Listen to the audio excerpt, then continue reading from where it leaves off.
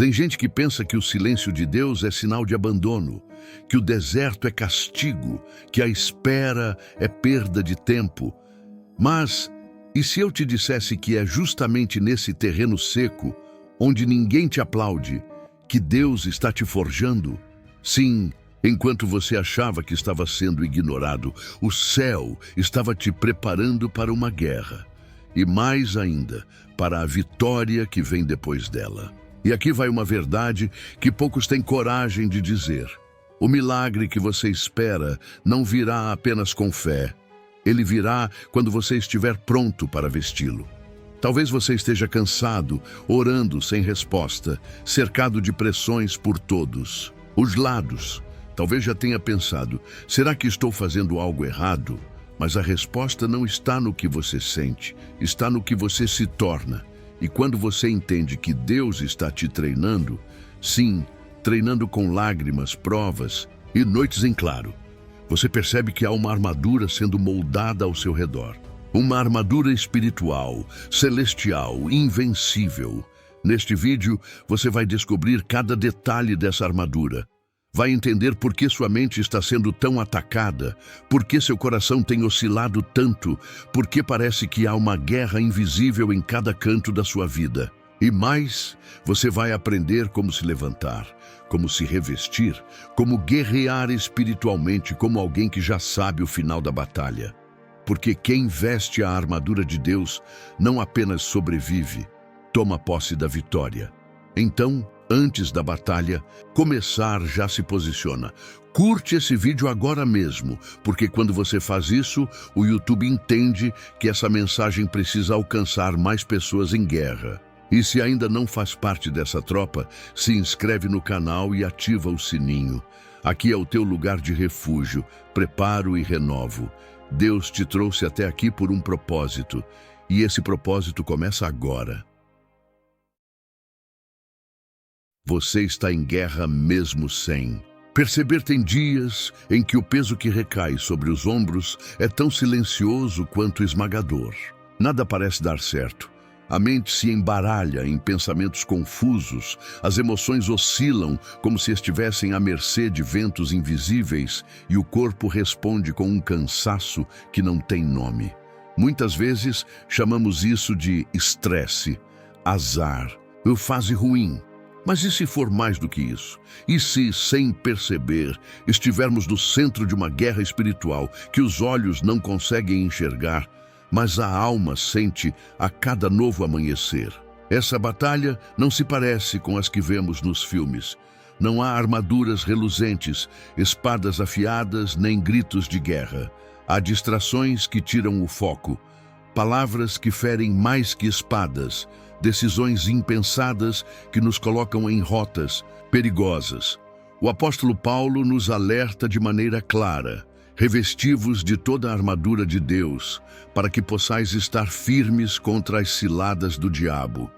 Efésios 6:11.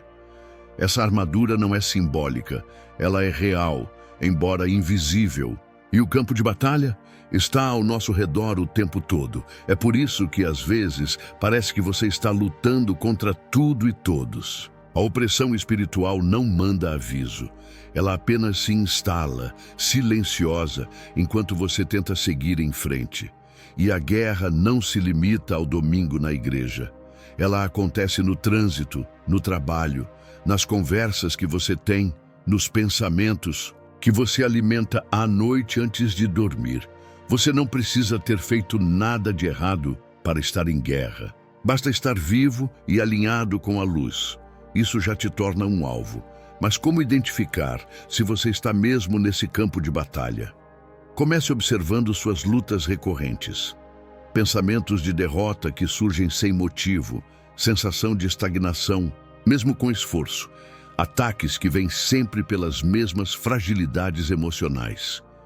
Quando essas situações se tornam constantes, é bem provável que você esteja enfrentando mais do que apenas problemas humanos. Há uma guerra invisível em curso, e ignorá-la é como entrar num campo minado sem saber onde pisa.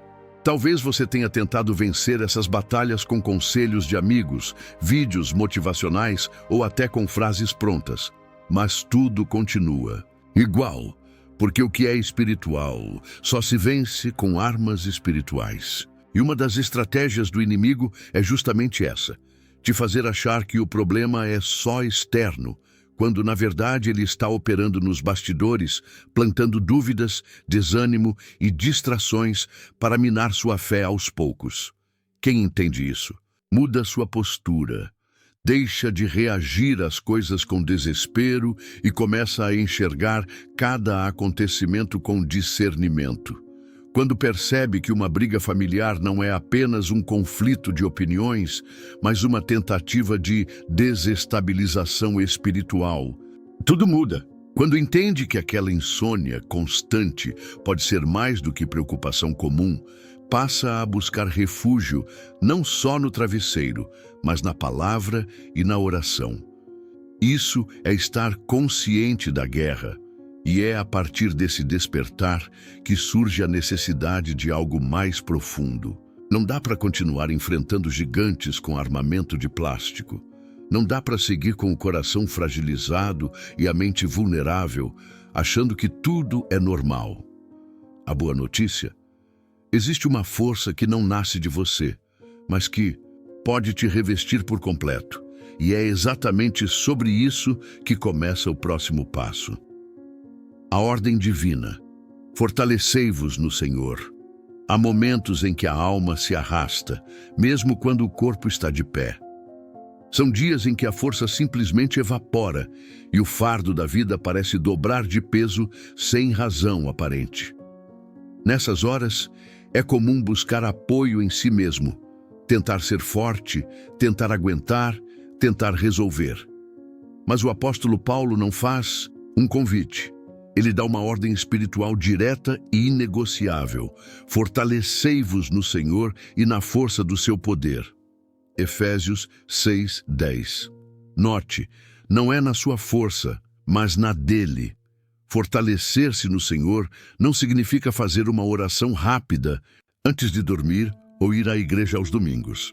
Significa mergulhar numa fonte invisível que jamais seca e reconhecer que sua força vem da sua conexão com o Pai. Elias, um dos maiores profetas da Bíblia, viveu isso. Após derrotar os profetas de Baal com um milagre impressionante, foi dominado por medo e desânimo. Pediu a morte, mas Deus não o condenou. Ofereceu descanso, alimento e presença. 1 Reis 19. Isso é força que vem do céu. Davi também sabia o que era se sentir esgotado, perseguido, injustiçado, escondido. Em cavernas, ele dizia com frequência nos Salmos: "O Senhor é a minha força e o meu escudo." Salmo 28:7. Não era poesia, era sobrevivência. Davi aprendeu que a força verdadeira não vem do tamanho do exército nem do brilho da armadura, mas de um coração rendido à vontade de Deus. E esse princípio é eterno. Quanto mais você depende do Senhor, mais forte se torna. E como se fortalecer na prática? Comece priorizando aquilo que alimenta seu espírito. Reserve momentos do seu dia para orar, mesmo que sejam curtos, mas verdadeiros. Leia trechos da Bíblia que falem diretamente com sua situação. Os Salmos, por exemplo, são bálsamos para dias difíceis. Cante louvores, mesmo quando não sentir vontade. Fortalecer-se no Senhor não é sobre emoção, é sobre decisão. É você escolher buscar mesmo quando tudo diz para parar. E não se engane, o inimigo percebe quando você está tentando resistir com as próprias forças. Ele ataca justamente aí, nas brechas da autossuficiência. Você tenta resolver tudo sozinho, mas se esquece que o inimigo é espiritual. E guerras espirituais exigem armas espirituais. Não é com gritos, com lógica, com insistência, é com rendição. É com joelhos no chão e mãos levantadas ao céu dizendo: "Eu não posso, mas tu podes." Às vezes, a maior prova de força é reconhecer a fraqueza. E nesse momento, Deus se manifesta. Ele não está buscando super-heróis espirituais. Ele está buscando filhos que confiem no Pai.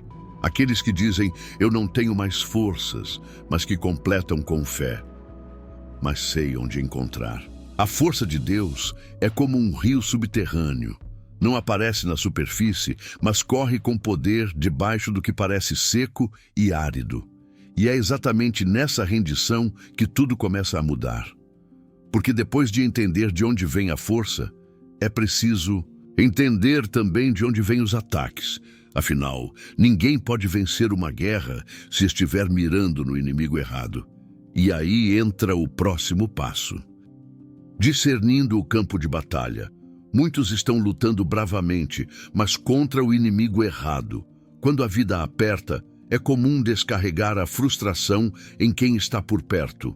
O cônjuge, os filhos, o chefe, os irmãos da igreja. Mas a palavra de Deus é clara e direta. A nossa luta não é contra carne e sangue, e sim contra principados e potestades, contra os dominadores deste mundo tenebroso, contra as forças espirituais do mal nas regiões celestes. Efésios 6:12. Essa é uma chave espiritual que, se ignorada, mantém muitos guerreiros presos a batalhas humanas e sem vitória. Enquanto você pensa que o problema é a atitude de alguém, talvez o que esteja por trás disso seja uma ação maligna tentando te desestabilizar emocionalmente. Já reparou como certos conflitos parecem se repetir, mesmo com pessoas diferentes? Já sentiu como se existisse uma força puxando você sempre para o mesmo tipo de dor? A raiz pode ser espiritual. E enquanto você luta com palavras e atitudes, o inimigo se esconde e se fortalece nas sombras da sua ignorância. Jesus, o mestre da percepção espiritual, nos deu o maior exemplo de discernimento. Quando Pedro, tomado por zelo humano, tentou impedir Jesus de ir à cruz, o Senhor respondeu, arreda-te, Satanás. Mateus 16:23. Ele não estava rejeitando Pedro, mas identificando que ali havia uma influência oculta tentando desviá-lo do propósito. Isso é discernimento. E você precisa aprender a fazer o mesmo. Olhar além das palavras e das atitudes e perguntar, Senhor, o que está por trás disso? Discernir o campo de batalha é sair da superfície e mergulhar na realidade espiritual das coisas. Quando a ansiedade começa a dominar seus pensamentos sem motivo aparente, pergunte, de onde isso está vindo? Quando a vontade de desistir surge do nada, pergunte, será que isso é só meu ou estou sendo alvo de um ataque espiritual?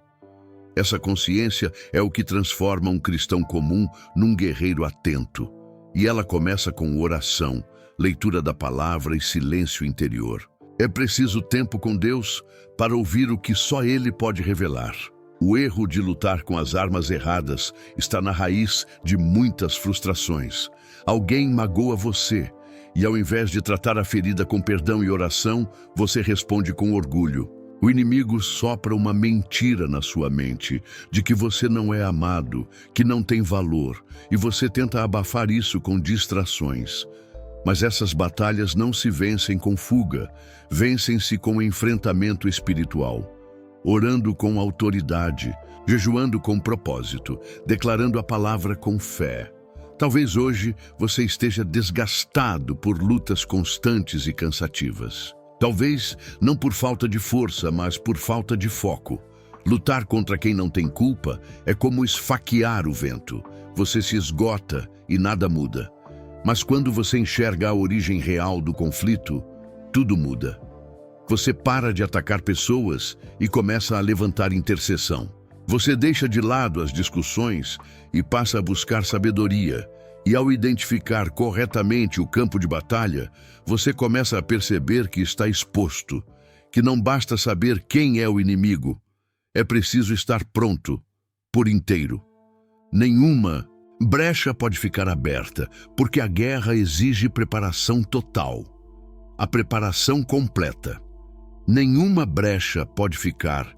Não adianta saber que está em guerra e identificar o inimigo, se no momento da batalha você estiver mal equipado. Muitos cristãos até oram, até leem a Bíblia, até participam da igreja, mas deixam áreas vulneráveis, expostas, desprotegidas. É como se fossem para o fronte de batalha com um escudo, mas sem o capacete, com a espada na mão, mas sem a couraça. E no mundo espiritual, qualquer brecha pode ser uma porta de entrada para o ataque. Por isso, Paulo é claro: tomai toda a armadura de Deus. Efésios 6,13. Toda, não uma parte, não a mais confortável. É tudo ou nada. A armadura de Deus não é apenas uma metáfora bonita. Ela é um chamado à responsabilidade espiritual. Não se trata de aparência ou de religiosidade, mas de postura, disciplina e consistência. E batalha não avisa quando começa.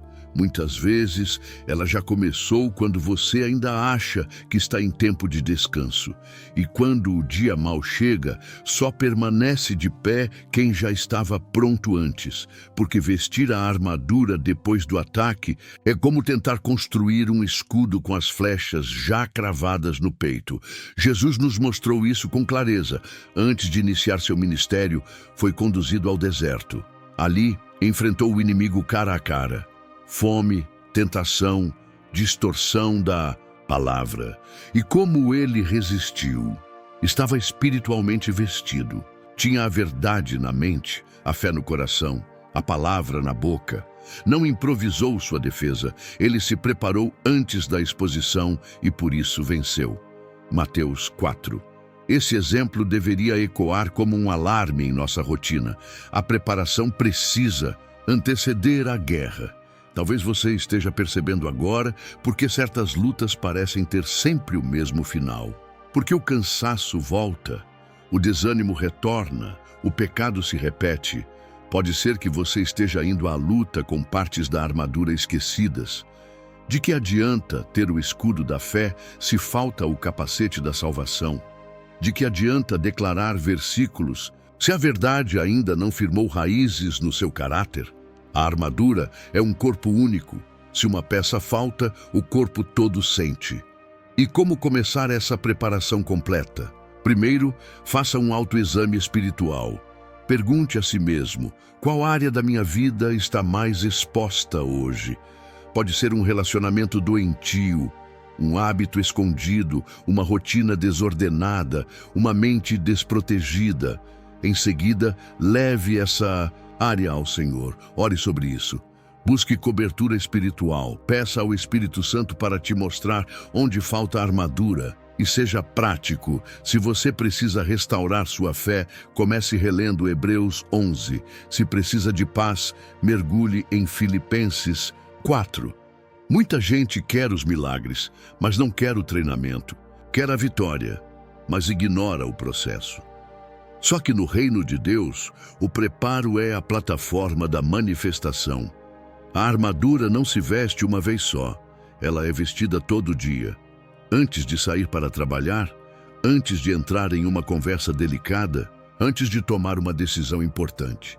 É uma rotina espiritual, uma vigilância ativa, porque o inimigo não dorme, mas Deus também não, e ele já te entregou as ferramentas. E ao se vestir por completo, algo começa a acontecer dentro de você. Sua postura muda, sua linguagem muda, sua reação diante das dificuldades muda. Mas o primeiro elemento dessa armadura não é aleatório, é o que sustenta tudo. É o que firma a estrutura da sua caminhada. E é por aí que começamos a vestir, peça por peça. Cinto da verdade, a base da integridade espiritual. Toda armadura começa a ser firmada pelo cinto. Parece apenas um detalhe, mas é ele que sustenta todas as outras peças. Na armadura romana, o cinto mantinha a túnica no lugar, fixava a espada, dava equilíbrio ao guerreiro. Sem ele, o soldado ficava vulnerável e desorganizado. É por isso que Paulo começa dizendo: estai, pois, firmes, cingindo-vos com a verdade. Efésios 6:14. No mundo espiritual, a verdade não é apenas o que se sabe, é o que se vive. E sem ela, nenhuma outra peça da armadura se sustenta. Quando a Bíblia fala sobre verdade, está falando sobre integridade, sobre coerência entre o que se crê, o que se fala e o que se faz. É fácil parecer espiritual nas redes sociais, citar versículos em grupos de WhatsApp e até liderar ministérios. Mas quem é você quando ninguém está olhando? A verdade começa nos bastidores da vida, no quarto fechado, na conversa franca consigo mesmo, nas decisões silenciosas. O cinto da verdade é uma escolha diária de ser inteiro diante de Deus. Jesus disse: "Conhecereis a verdade, e a verdade vos libertará." João 8:32. Mas essa verdade não é só uma informação, é uma revelação que transforma. Não basta saber a verdade, é preciso deixar-se moldar por ela. Quem vive na mentira, mesmo que pequena, está se amarrando aos laços do inimigo. Toda meia-verdade é uma porta entreaberta. Toda omissão estratégica é uma fresta. E o pai da mentira se alimenta dessas brechas. Ele não precisa de um escândalo, basta um desvio constante e disfarçado. Talvez você esteja tentando usar a espada da palavra, mas sem o cinto da verdade. Talvez esteja orando com fervor, mas ocultando situações que precisam ser tratadas com luz. Isso te deixa instável, inseguro, espiritualmente desorganizado. A verdade traz firmeza à alma. Quem a vive não tem medo de ser descoberto, porque não está escondendo nada. E essa liberdade interna gera uma autoridade que o inimigo reconhece e respeita. A aplicação prática é direta. Comece limpando suas intenções. Reavalie seus discursos. Pergunte-se: o que eu escondo dos outros que não esconderia se Jesus estivesse ao meu lado agora? Confesse aquilo que precisa ser confessado. Busque ajuda se necessário. Verifique seus compromissos, seus votos, suas atitudes no trabalho e em casa. O Espírito Santo não quer te acusar, quer te restaurar. E ele começa ajustando o cinto. A verdade também fortalece suas convicções. Em um tempo em que tudo é relativo, onde cada um constrói sua verdade, Deus te chama para viver pela verdade imutável, sua palavra. Não se trata de opinião, mas de fundamento. Quando você se alinha com os princípios do reino, mesmo que vá contra a cultura, sua base se torna sólida. E esse alicerce é o que te mantém de pé quando o mundo treme ao redor. E é com essa firmeza que a jornada prossegue. Porque depois que o interior é alinhado pela verdade, é hora de proteger o que há de mais precioso, o coração. Porque é nele que as guerras mais intensas são travadas. E é por ele que o inimigo mais deseja passar. Couraça da justiça. Proteção para o coração. Não existe parte mais visada numa guerra do que o coração. No corpo humano, ele é o centro vital. No mundo espiritual também. Tudo o que somos, tudo o que sentimos, tudo o que escolhemos, nasce lá dentro. É por isso que a Bíblia diz com tanta clareza: sobre tudo o que se deve guardar, guarda o teu coração, porque dele procedem as fontes da vida. Provérbios 4:23. E é por isso também que a próxima peça da armadura é a couraça da justiça, a proteção divina para esse órgão espiritual tão vulnerável. Essa justiça, no entanto, não é feita por mãos humanas. Não é a justiça do orgulho, do olho por olho, nem tampouco a justiça da religião que mede quem merece ou não. A couraça da justiça é a justiça de Cristo. É aquilo que nos reveste quando deixamos de tentar provar nosso valor e passamos a aceitar o valor que Ele nos deu. É quando paramos de brigar com a culpa e nos deixamos abraçar pelo perdão. Não se trata de ser perfeito, mas de ser justificado. Um coração sem essa couraça vive à mercê da acusação. O inimigo é mestre em usar o passado como arma. Você não é digno. Deus não te ouve mais. Olha os seus erros.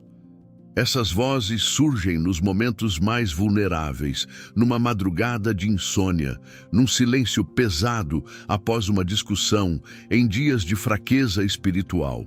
E se o coração estiver desprotegido, a culpa entra e cria raízes. Raízes que sufocam a fé e adoecem a alma. Mas quando o cristão veste a couraça da justiça, ele não ignora os próprios erros. Ele os entrega. Ele confessa, ele se arrepende. E mais, ele não aceita mais viver condenado por aquilo que Cristo já perdoou. Isso não é arrogância, é confiança. Davi, depois de pecar gravemente, clamou com sinceridade: cria em mim, ó Deus, um coração puro e renova dentro de mim um espírito reto. Salmo 51:10. Ele sabia que o problema estava dentro e que só Deus poderia restaurá-lo. Se você sente que tem carregado um peso no peito, talvez esteja tentando proteger o coração com argumentos, com negações, com justificativas. Mas a única proteção real é a justiça de Deus. Pare agora mesmo e ore: Senhor, cobre meu coração com tua justiça, limpa as marcas da culpa, restaura o que foi machucado. Você não precisa mais andar com o peito aberto, exposto a qualquer flecha emocional. Existe uma couraça sob medida esperando por você. E quando essa couraça é colocada, algo extraordinário acontece. O coração volta a pulsar com liberdade. A fé respira melhor. As decisões se tornam mais alinhadas, porque um coração em paz consegue amar com mais leveza, perdoar com mais facilidade e permanecer firme, mesmo quando tudo ao redor tenta feri-lo. A justiça de Cristo é como um escudo interno. Ela não apenas protege, ela cura. E com o coração fortalecido, o próximo passo não é apenas resistir, mas caminhar. Porque o verdadeiro guerreiro não só se mantém de pé, ele avança. E para isso é preciso ter os pés preparados para trilhar até os caminhos mais difíceis. Calçados da paz. Estabilidade em terrenos escorregadios. Num campo de batalha, não basta estar armado, é preciso estar firme. Imagine um soldado equipado com armadura completa, mas tropeçando a cada passo, escorregando, cambaleando. Sem estabilidade, ele se torna um alvo fácil. E é por isso que Paulo escreve: calçai os pés com a preparação do Evangelho da Paz. Efésios 6:15. Esses calçados não são comuns. Eles trazem equilíbrio em meio ao caos, firmeza no terreno instável da vida, direção quando tudo parece confuso. E isso só a paz verdadeira pode oferecer. Mas não estamos falando de uma paz passiva, ingênua ou frágil. Estamos falando da paz que excede todo entendimento, como Paulo escreveu aos Filipenses. Filipenses 4:7. Aquela que guarda o coração e a mente em Cristo Jesus. É a paz que não depende das circunstâncias, mas da presença de Deus. Uma paz ativa que te posiciona diante do inimigo com serenidade, que te permite ouvir uma má notícia sem desabar, enfrentar um desafio sem desesperar, decidir sem se contaminar pela ansiedade. Jesus caminhava com esses calçados. Durante as tempestades, ele andava sobre as águas. Diante de ameaças, ele permanecia calmo. Mesmo diante da cruz, ele tinha paz. E isso não era frieza emocional, era firmeza espiritual. Ele sabia quem o guiava, sabia onde estava indo. E é essa paz que ele nos oferece. Quando nossos pés estão firmados nesse evangelho, deixamos de andar aos tropeços e começamos a avançar com um propósito. Talvez você esteja caminhando descalço ultimamente, sentindo cada espinho da crítica, cada pedra da rejeição, cada buraco da dúvida. Mas Deus não quer que seus passos sejam guiados pelo medo. Ele quer calçar você com estabilidade. Isso significa começar o dia orando por direção, alimentando-se da palavra antes de tomar decisões importantes, evitando ambientes e conversas que roubam sua paz. Significa também manter o foco no que edifica, ao invés de se deixar levar por comparações e pressões externas. E essa paz tem um efeito contagiante. Quem anda com os calçados da paz, leva a paz onde passa. Sua presença acalma, suas palavras orientam, seus conselhos trazem direção. Você se torna um embaixador da esperança, um portador de alívio num mundo acelerado, barulhento e em constante colapso emocional. Não é por acaso que muitos se aproximam de quem vive com os pés firmes. A paz tem esse poder magnético. Se os seus passos têm sido vacilantes, talvez seja a hora de trocar de calçado. Pare de tentar andar com os sapatos que o mundo oferece. O da pressa, o da aparência, o da ambição desenfreada. Volte ao Evangelho. Releia as palavras de Jesus nos Evangelhos e veja como ele lidava com o sofrimento, com a dúvida, com o confronto. Aprenda com ele a arte de caminhar com firmeza, mesmo em meio à tempestade, porque uma vez firmados os passos, você estará pronto para o próximo movimento. E aí, não se trata apenas de caminhar em paz, mas de se proteger contra tudo o que tenta apagar essa luz interior. Porque a guerra vai intensificar, e agora é hora de levantar o escudo. Escudo da fé. Barreiras contra dardos inflamados. Fé é muito mais do que uma crença abstrata ou uma emoção bonita cantada em músicas. No campo espiritual, ela é um escudo. E não qualquer escudo, mas uma barreira que tem o poder de apagar todos os dardos inflamados do maligno, como Paulo descreve em Efésios 6,16. Agora imagine isso, você em pé, avançando e de repente uma chuva de flechas incendiadas é lançada contra você. Elas vêm com força, com velocidade e com o único objetivo de te derrubar. Sem o escudo, é questão de tempo até que uma delas acerte. Essas flechas têm nomes, algumas se chamam medo, outras dúvida. Muitas levam o rótulo da ansiedade, da comparação, da acusação, da tentação. Elas não avisam quando vêm. Surgem de um comentário maldoso, de um diagnóstico inesperado, de uma promessa não cumprida. E o mais perigoso, elas sempre miram a sua fé.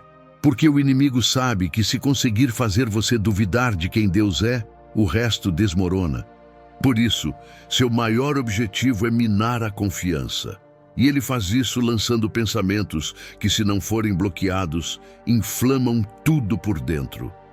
Mas, quando o escudo da fé está erguido, algo muda. As flechas vêm, mas não penetram. Elas batem e caem. E não porque você é forte, mas porque decidiu confiar em um Deus que nunca falha. A fé não é a ausência de dúvida, é a decisão de acreditar, mesmo diante da dúvida.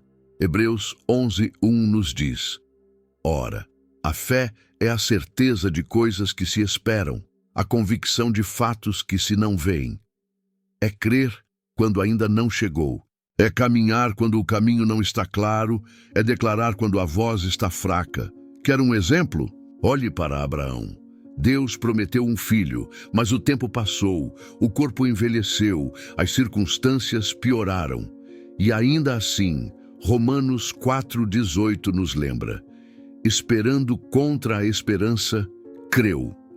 Essa é a fé que levanta escudos, que não precisa de provas para acreditar, que não exige sinais para continuar, que se agarra na palavra de Deus como âncora. E você pode cultivar essa fé lendo testemunhos, meditando nas promessas bíblicas, anotando suas próprias vitórias para lembrar nos dias maus. A fé também é alimento. E como todo alimento precisa ser diário. Não adianta se encher de fé no domingo e passar a semana inteira se alimentando de notícias ruins, pensamentos tóxicos e influências negativas. Quer ter um escudo forte? Alimente sua fé mais do que suas dúvidas. Dê ouvidos ao que Deus diz mais do que ao que o mundo grita. Se o seu escudo está fraco, comece hoje mesmo a fortalecê-lo. Pegue uma promessa da Bíblia, declare em voz alta, creia com o coração e entenda, o escudo não serve apenas para se proteger. Ele também avança com você. Na formação romana, os soldados criavam uma parede de escudos e avançavam passo a passo, vencendo o terreno. A fé te move, te empurra para frente, te tira do lugar. Ela não é uma armadura de quem se esconde, é a força de quem marcha. E quando você aprende a usá-la, descobre que até as maiores ameaças se tornam oportunidades de ver Deus agir. Mas há uma área ainda mais delicada que precisa de proteção. Uma que, se for atingida, pode comprometer todo o restante. É a mente, o local onde as batalhas mais silenciosas são travadas. E é justamente lá que vamos agora. Capacete da salvação. Proteção contra guerras mentais. Existe uma guerra que ninguém vê, mas que é travada diariamente dentro de cada pessoa. A guerra dos pensamentos. É nesse campo invisível que nascem os maiores conflitos, entre o sim e o não, o vai e o desiste, o Deus me ama e o não sou digno. A mente é o centro de comando espiritual, e um ataque bem-sucedido nela pode sabotar sua fé, sua paz e até sua identidade. Por isso, Paulo nos exorta: tomai também o capacete da salvação. Efésios 6,17. Essa peça protege o cérebro espiritual, onde as decisões mais importantes são forjadas. O capacete da salvação não é apenas a lembrança de que você foi salvo, é a convicção constante de quem você é em Cristo. É olhar no espelho da alma e declarar: eu sou filho de Deus, eu sou perdoado, eu sou redimido, eu sou amado. Sem isso, a mente vira campo aberto para as setas do inimigo, e ele sabe exatamente como lançar os dardos, com mentiras bem disfarçadas, pensamentos que parecem lógicos, mas que não vêm de Deus. Pensamentos como: você nunca vai mudar, é tarde demais, Deus te abandonou. Essas mentiras são perigosas porque se disfarçam de verdades emocionais, e quando não são confrontadas, tornam-se fortalezas mentais. Mas a Bíblia ensina: as armas da nossa milícia são poderosas em Deus para destruição de fortalezas, levando cativo todo pensamento à obediência de Cristo. 2 Coríntios 10, 4, 5. Isso é batalha espiritual em sua forma mais pura. Vencer primeiro por dentro, para então resistir por fora. E a mente salva é aquela que se alinha com a palavra, mesmo quando as circunstâncias gritam o contrário. Veja o exemplo de Jesus no deserto. Satanás tentou atacar diretamente sua mente e identidade. Se és o Filho de Deus, há dúvida, sutil, disfarçada de lógica, mas Jesus respondeu com firmeza usando a palavra. Estava com o capacete da salvação firmemente colocado. Ele sabia quem era e por isso não se deixou manipular. O mesmo se aplica a você. Sempre que sua mente for invadida por pensamentos negativos, lembre-se: sua salvação é o capacete que protege seu propósito. Você não é o que sente, você é o que Deus diz que você é. Na prática, o que significa colocar esse capacete? Significa alimentar-se diariamente da verdade bíblica, memorizar versículos que reforcem sua identidade espiritual, dizer em voz alta: não há condenação para os que estão em Cristo Jesus. Romanos 8:1. Trocar músicas, conteúdos e conversas que reforçam o medo pelaquilo que edifica a esperança. Orar com a mente, mas também declarar com a boca.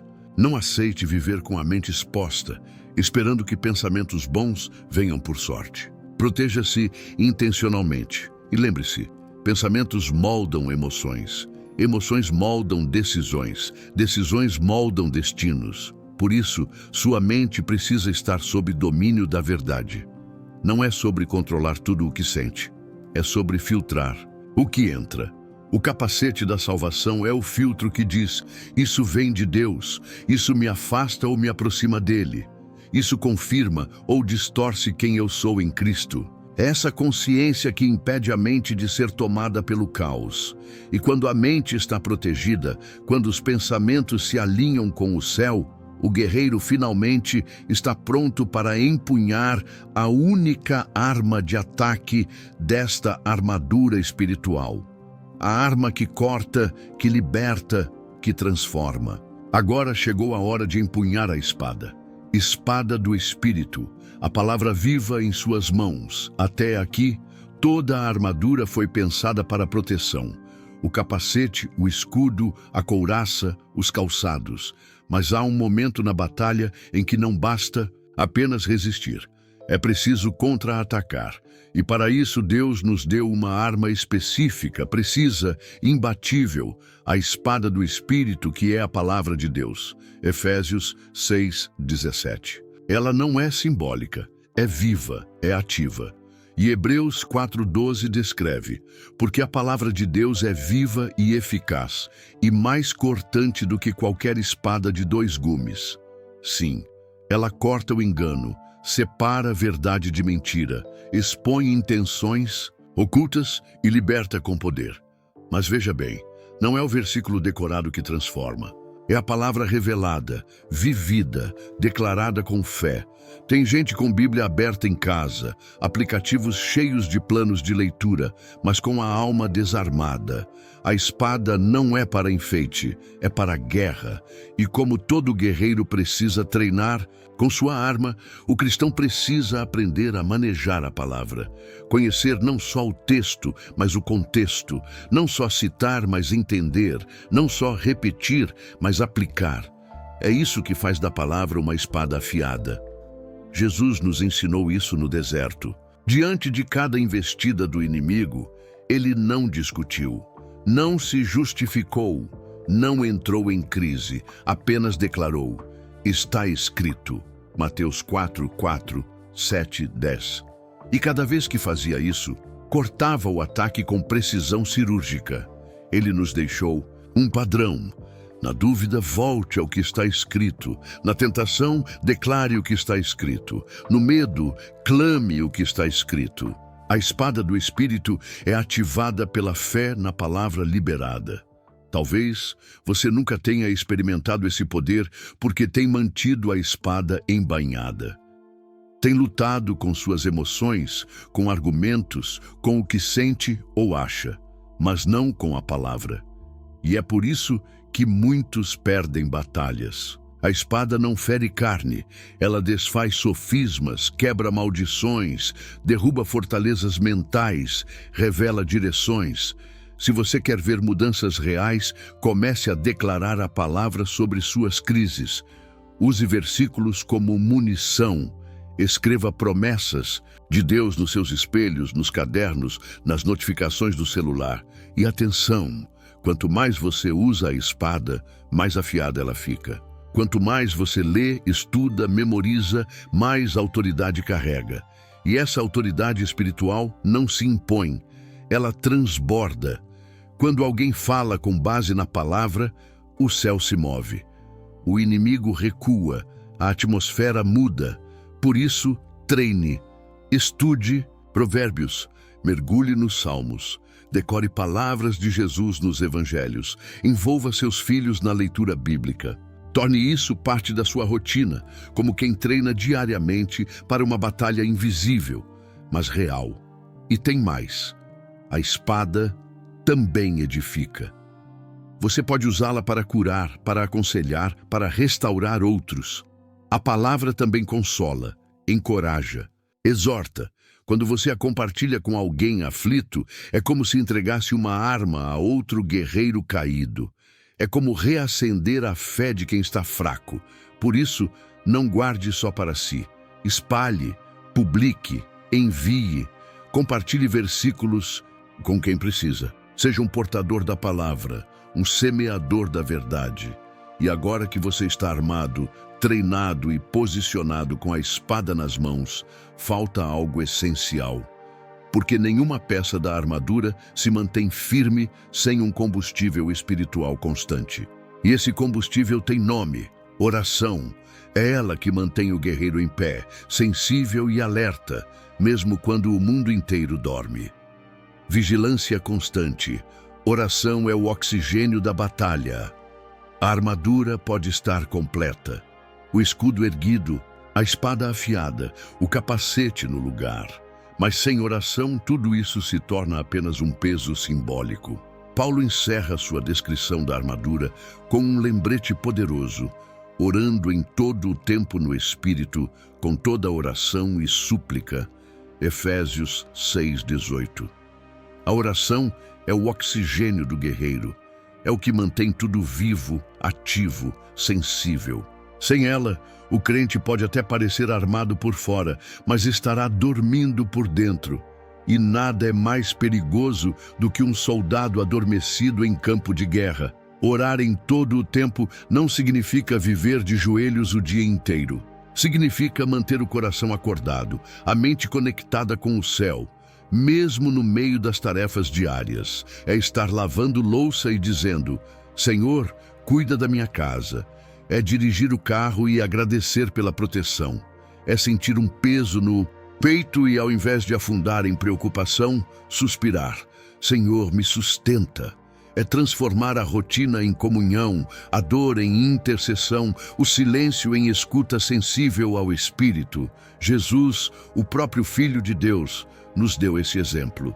Em sua maior batalha interior, no Getsêmani, enquanto o suor se tornava como gotas de sangue, ele orava: Vigiai e orai, para que não entreis em tentação. Mateus 26:41. Disse ele aos discípulos que dormiram.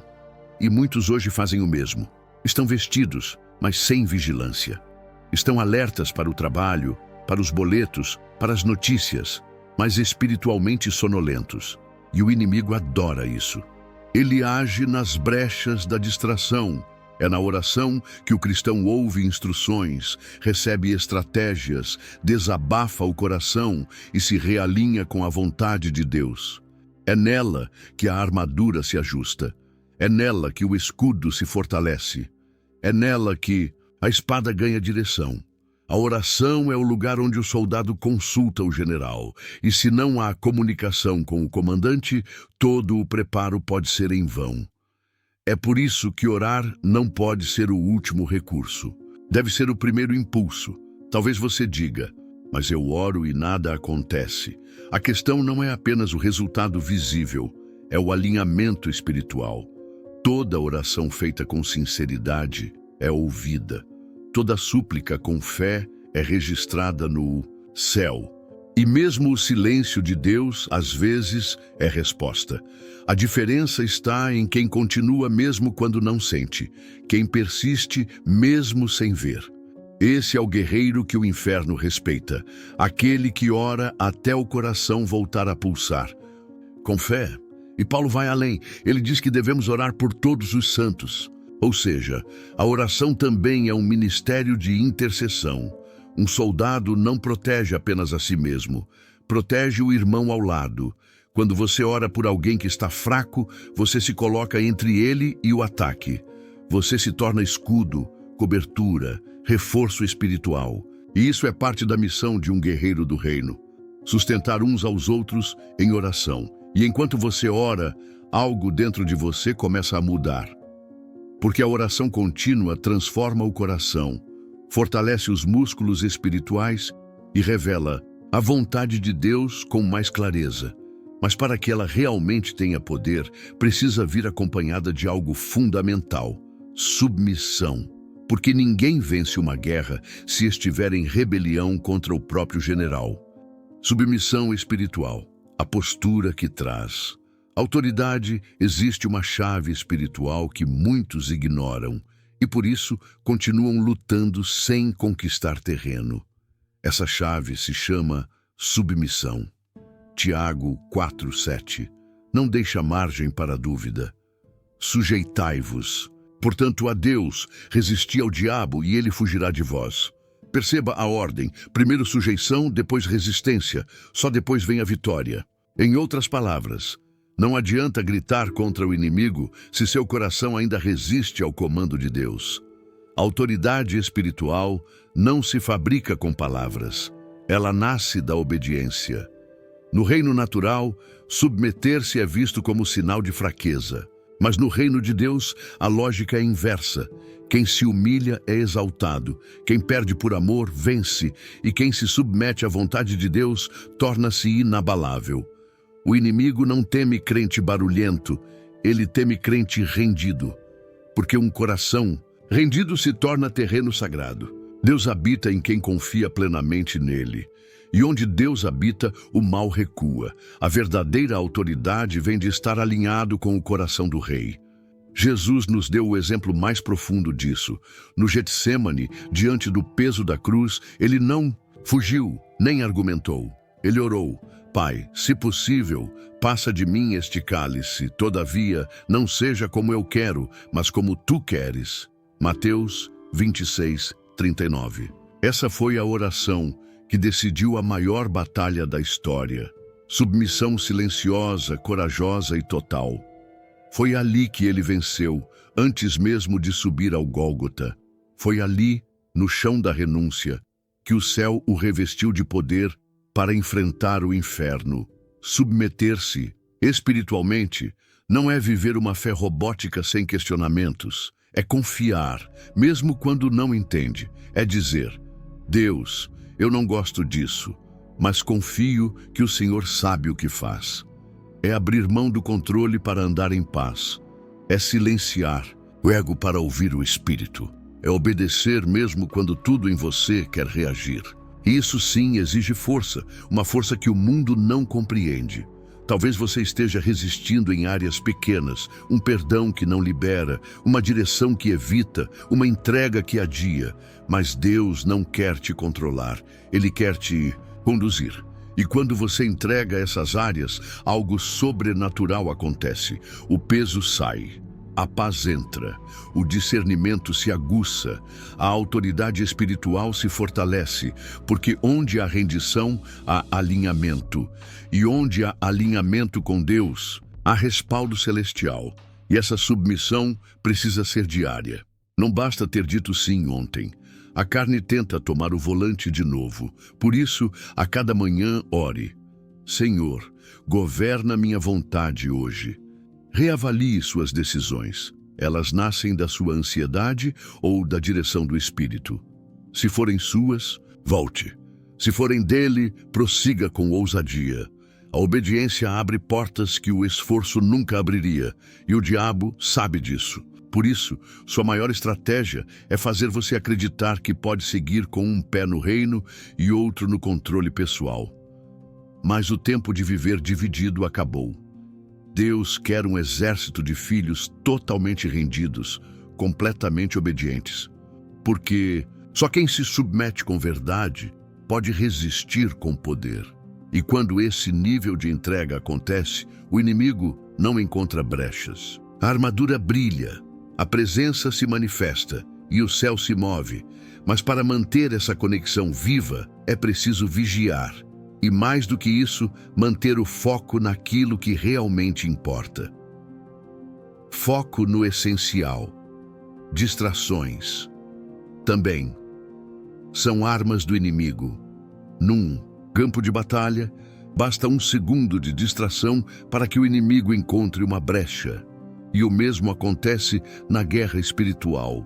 Uma das estratégias mais sutis e letais do adversário não é o ataque direto, mas a distração. Ele não precisa te derrubar com pecado escancarado, se conseguir te manter ocupado com o que é urgente, mas não essencial. Jesus mesmo alertou: Marta, Marta, andas inquieta e te preocupas com muitas coisas. Entretanto, poucas são necessárias, ou mesmo uma só. Lucas 10, 41, 42. E quantos de nós temos sido Marta, cheios de tarefas, mas longe da presença? Vivemos num tempo onde tudo concorre pela nossa atenção. Notificações, prazos, cobranças, comparações. A rotina virou um campo minado de estímulos que desviam o olhar do que realmente importa. E quando a alma se acostuma com o barulho, o silêncio de Deus começa a incomodar. Quando o foco se perde, a intimidade desaparece. E o cristão, ainda que bem intencionado, passa a operar no automático. O ativismo espiritual pode até parecer zelo, mas muitas vezes é apenas disfarce para uma fé desconectada. Jesus nunca se deixou guiar pela urgência alheia. Ele curava, sim, pregava, sim, mas sempre em obediência ao Pai, não à pressão do público. Ele sabia quando parar, quando subir ao monte, quando calar. E isso só era possível porque seu foco estava ajustado. A intimidade com Deus era mais importante do que qualquer agenda. Esse é o segredo. Aprender a dizer não para o que é bom, mas não é essencial. Isso exige maturidade, exige coragem, exige discernimento espiritual. Reflita um instante. Quantas vezes você já se viu esgotado, mesmo fazendo tudo certo?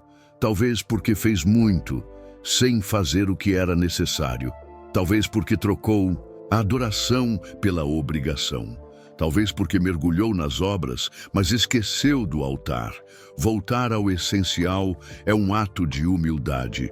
É admitir que precisamos mais de Jesus do que das tarefas em seu nome. É buscar primeiro o reino e confiar que o resto será acrescentado. Mateus 6,33. Na prática, isso pode significar rever sua agenda. Priorizar momentos diários de leitura bíblica como prioridade, não como sobra. Desligar o celular meia hora antes de dormir para orar em silêncio. Escolher uma noite por semana para jejuar em comunhão com Deus. Fazer menos com mais presença. E mais importante ainda, escolher a boa parte todos os dias, como Maria fez, e se assentar aos pés do Mestre. Porque é ali que o Espírito se renova. O inimigo sabe que não precisa roubar sua fé, basta distrair você dela. Ele sabe que uma alma distraída é como um guerreiro com a armadura virada ao contrário. Por fora, parece pronto. Por dentro, está vulnerável. E é por isso que você precisa, todos os dias, ajustar o foco. A pergunta não é quantas coisas estou fazendo, mas o que realmente tem valor eterno no que estou fazendo. E quando você aprende a filtrar o essencial, percebe algo profundo. Há um processo acontecendo mesmo no silêncio, mesmo na pausa, mesmo na espera, porque por trás de cada aparente estagnação há uma forja, um treinamento invisível de Deus que prepara seus soldados com propósito. E é isso que te espera logo adiante. A forja invisível, como Deus prepara seus guerreiros. Deus não envia à guerra aqueles que ainda não foram treinados. Antes de confiar grandes batalhas a um filho, ele o leva ao deserto. Às vezes em silêncio, às vezes em lágrimas, às vezes através de um processo que, aos olhos humanos, parece atraso, injustiça ou abandono. Mas na realidade é forja. É ali, longe das multidões, que ele adestra as mãos para a guerra, como está escrito em Salmo 144:1. Bendito seja o Senhor, minha rocha, que adestra as minhas mãos para a peleja e os meus dedos para a guerra. Olhe para a história de Moisés. Antes de se tornar libertador de Israel, passou 40 anos esquecido no deserto, cuidando de ovelhas. Foi lá no anonimato que aprendeu a ouvir a voz de Deus através de uma sarça que queimava, mas não se consumia. Davi, o rei segundo o coração de Deus, enfrentou ursos e leões quando ninguém assistia. E José, o sonhador, foi lançado num poço, vendido como escravo, preso injustamente, até que Deus o exaltasse como governador. Todos esses homens foram forjados no invisível, antes de brilhar no visível. E o que esses processos têm em comum? O silêncio de Deus. Aqueles momentos em que parece que o céu se fechou, que nada muda, que a oração não ecoa. Mas é nesse exato ponto que o oleiro está moldando o vaso. É quando você continua orando sem resposta, adorando sem sentir, obedecendo sem recompensa.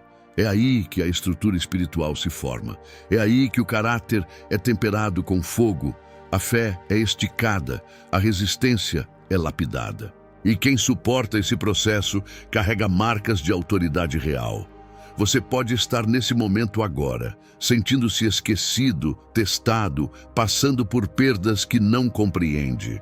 Mas não se engane, Deus não está distante, Ele está trabalhando. Ele está ajustando o seu interior para que a bênção futura não te destrua.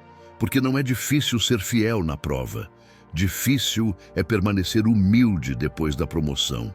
Por isso, ele forja soldados, não turistas espirituais. E todo sofrimento, quando entregue a ele, se transforma em arma espiritual. Na prática, a forja é feita de obediência diária. É dizer sim, mesmo sem ânimo. É ser generoso mesmo com pouco. É amar quando não é retribuído. É perdoar, sem reconhecimento. Tudo isso são exercícios de guerra invisível que fortalecem a alma. E quando o tempo da exaltação chega, quem passou pela forja não se corrompe, porque já foi testado nas raízes. A forja também revela a diferença entre aparência e essência. Quem foi treinado no secreto não precisa provar nada. Anda com autoridade silenciosa, fala com sabedoria que vem de cima. A presença dele já carrega peso espiritual e o inimigo reconhece isso. Ele respeita quem foi moldado pelas mãos do próprio Deus, porque sabe que contra esse não há estratégia que resista. E o mais belo é que quando a forja termina, Deus não apenas te envia para a batalha.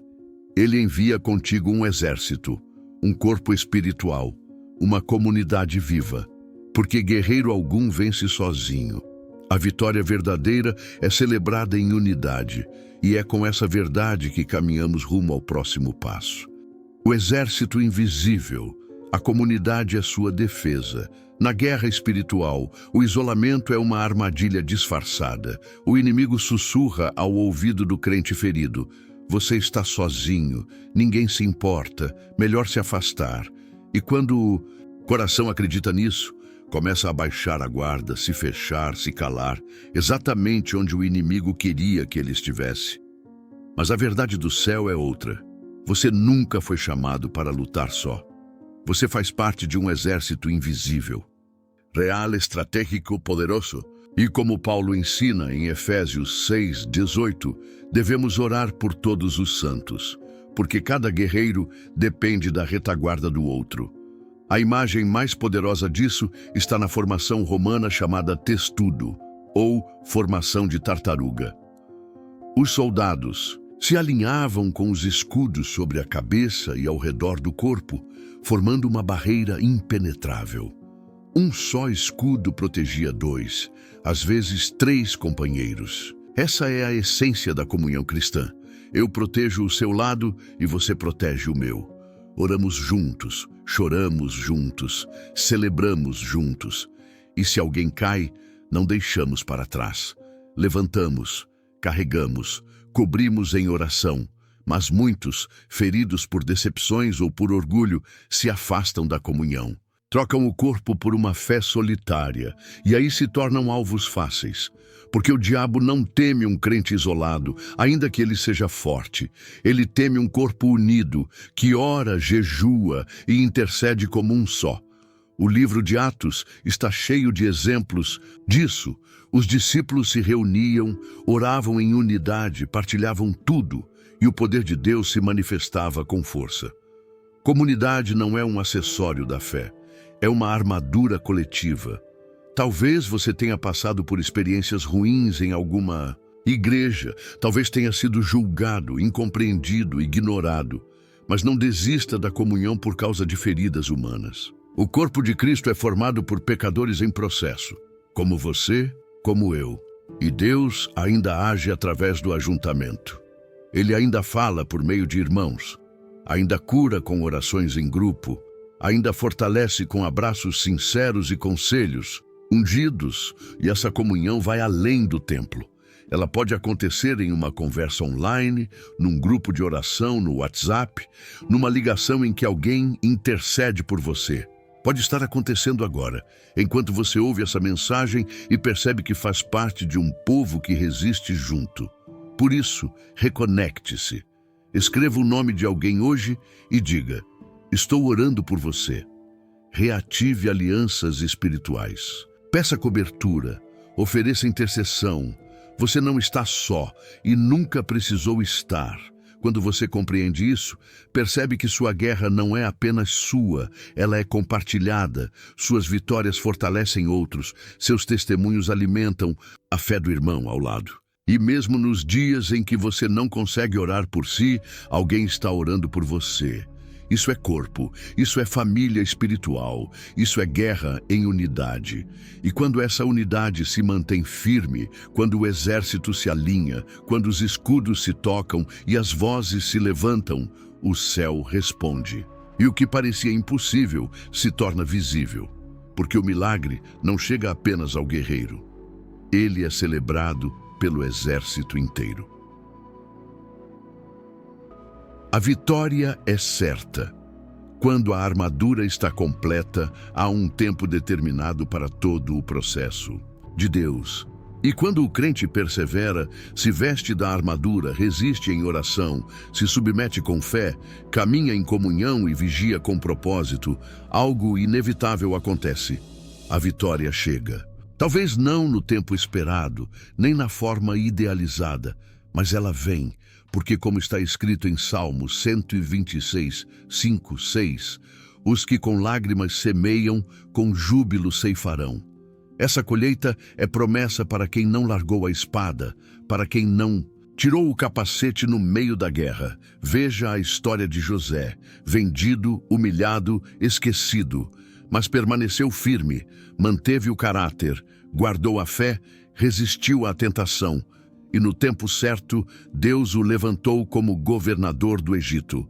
Veja Ana, estéril, zombada, orando em silêncio no templo.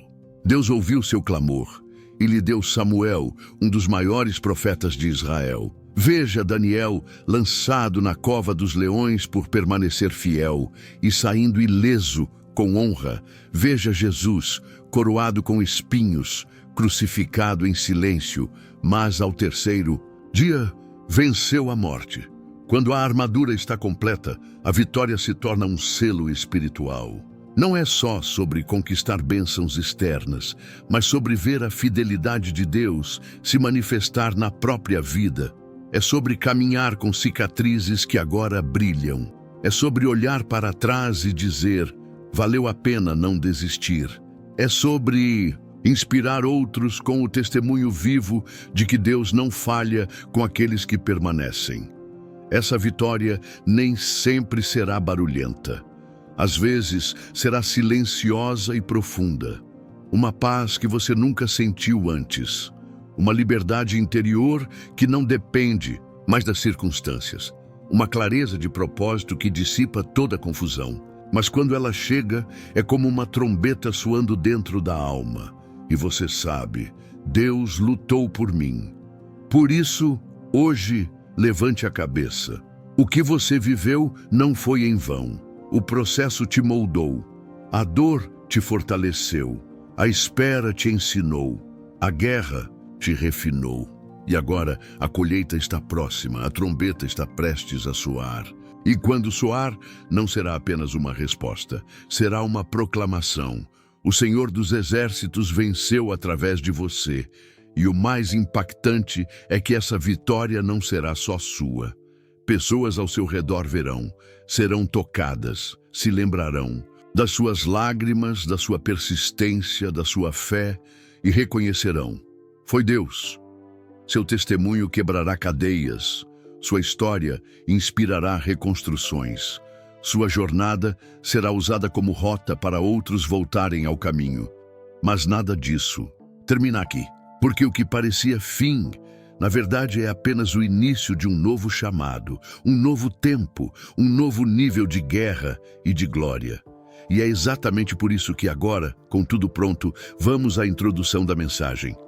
Agora que você entendeu o poder de cada peça da armadura, a pergunta que precisa ecoar dentro de você é: Você está mesmo preparado para a batalha que está enfrentando? Será que não está tentando vencer com a força do próprio braço, quando Deus já te ofereceu todas as armas espirituais necessárias? Chegou o momento de parar de viver no automático e começar a se mover com estratégia, convicção e autoridade. Porque o inferno treme diante de um filho de Deus bem treinado e cheio da presença. E agora eu te pergunto, qual dessas peças da armadura você mais precisa ajustar hoje? É a fé que anda fraca? É a verdade que tem sido deixada de lado? É o capacete da salvação que protege sua mente dos ataques silenciosos? Escreve aqui nos comentários. Compartilhar sua luta não é fraqueza, é posicionamento espiritual. É declarar: eu estou me levantando e não estou mais lutando sozinho. Tome posse de tudo o que foi liberado aqui. Não deixe essas palavras morrerem no vídeo. Transforme em oração. Transforme em prática, reorganize sua rotina. Levante cedo, ore com mais foco, se afaste das distrações, se alimente da palavra como quem encontra o próprio fôlego de vida. Porque o milagre já está a caminho, mas só vai encontrar de pé quem estiver revestido da armadura. E se você foi tocado por essa mensagem, não saia sem curtir este vídeo. É com esse simples gesto que você ajuda essa palavra a alcançar mais corações em guerra. E se ainda não faz parte desta comunidade, se inscreve agora mesmo e ativa as notificações. Aqui, cada vídeo é uma arma, cada palavra um reforço para a sua fé. E juntos, como um só corpo, marchamos rumo à vitória.